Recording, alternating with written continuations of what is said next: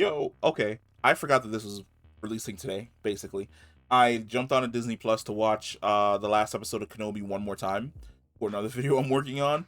And there it was, sitting in the title banner that Miss Marvel had released today. I did not look at my video releases at all. And to be quite honest, I'm pleasantly surprised. I enjoyed this episode.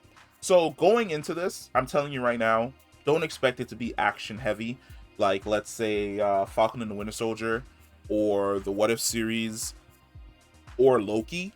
It's basically a coming of age story, a coming of age superhero story, where it's basically going to follow a young um, Muslim girl, 16-year-old Muslim girl, as she figures out not only her place in life, where she stands with her family, where she stands in the world in general, but also her being basically inducted into this cosmic force that's going to propel her into the greater MCU. So it's basically Kamala's story. It's her origin story per se. And if you're somebody who doesn't like drama or emotional beats, because I'm telling you right now, there are some fantastic beats that really hit me in the chest because they reminded me when I was a kid.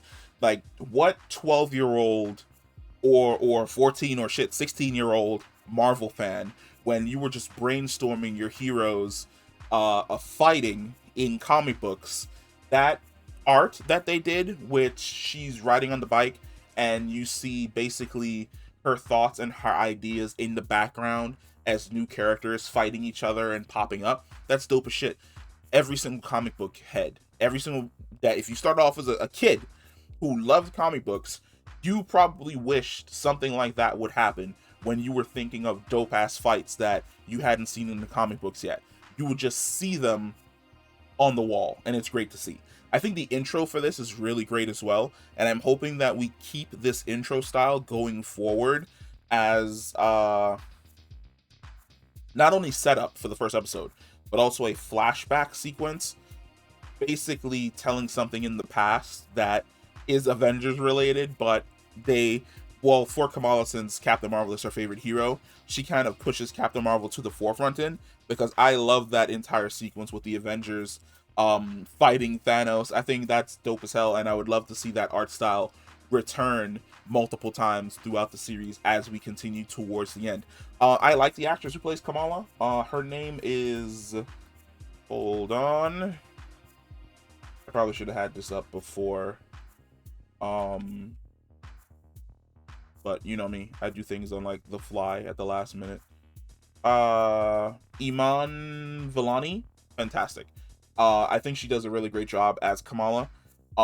She's really, really likable, and you understand where she's coming from, because if by chance you're 32 or in your 30s, then you remember growing up in the 90s and the early 2000s when liking comic books absolutely fucking sucked and got you absolutely marginalized. Which is one of the reasons why, like, now I look around and see all these people that are comic book fans. I'm like, you weren't a comic book fan. You were giving me shit in high school for being a comic book fan. Where the fuck did this come from? Are you telling me that we didn't have to square up and fight in the hallway, Josh? Because you were always a comic book fan? Come on now, fam. Come on.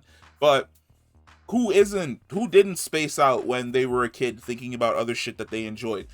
She nails all of those perfectly. And I like that it's shot in a way in which you can relate to. When her ADHD kicks in, my ADHD kicked in. I was just like, yeah, I'm just, whatever you're talking about, bruh. I'm just as spaced out as she is in this situation. Matt Lintz as Bruno, he does a really great job.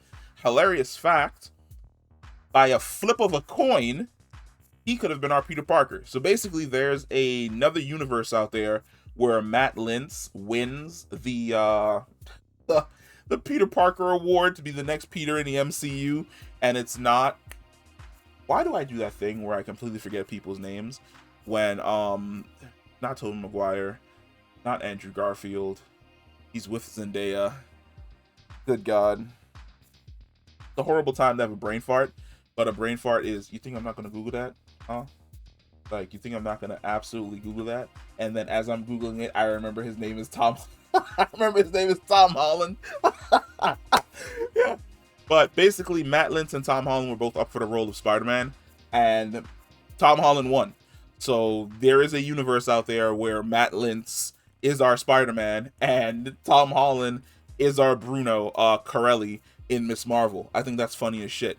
I don't know who that shadowy organization is towards the end. There are multiple ones that they could be. They could be AIM, they could be Sword, it could be a variant of Shield, something along those lines. We don't know yet.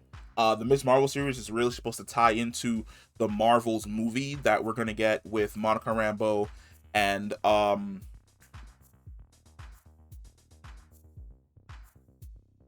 don't remember her name either.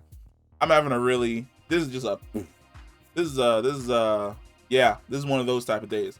But it's supposed to lead into that series, so we'll see who exactly this organization is. I think this was a solid episode. It was a really, really good episode, a really nice origin for the character. Like I said, Iman is fantastic. So far, there's no one in this that like annoys me.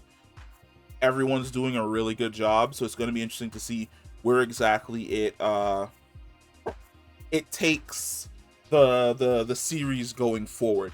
And I honestly can't wait, which means that on Wednesdays now I have to wake up at 3 to watch Obi-Wan Kenobi, and then right after that watch Miss Marvel. That's absolutely insane, but I fucking love it. It gives me something to do.